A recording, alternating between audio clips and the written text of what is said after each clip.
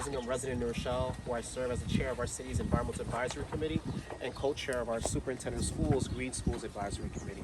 But I'm here in support of the Hudson Valley Energy Justice Alliance. We're a growing BIPOC coalition of communities from Mount Vernon and Yonkers going to Troy and Albany to make sure that people of color are not disenfranchised from having an equitable seat at the table with the unprecedented conversations that are happening in Albany.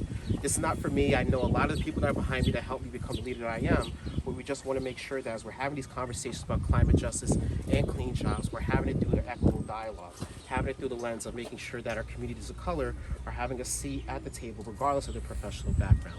And this legislation is very important to ensure that, to provide the teeth to the transition that's happening through sustainable development. There's unprecedented job opportunities that are going to come down the pipeline in clean tech, making sure that communities of color are aware about how they can become HVAC technicians, solar technicians, how they can become energy auditors for development contracts, and how most importantly they can become electricians to be able to make sure that all the facilities that are going up are properly retrofitted with the renewable energy source or the electricity source that are going to make sure that we're minimizing our carbon impact.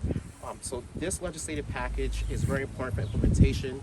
It's happening in Albany, but we got to make sure we bring it down to the local level, and most importantly, making sure that we're aware of the changing demographics of our communities.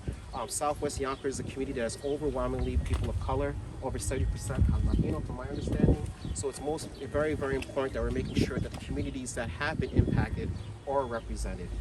Our country is a quilt, not a blanket, so we got to make sure that we have this heterogeneous mixture of resources to connect with our communities. So I don't want to take up too much space. Thank you all for everything you're doing.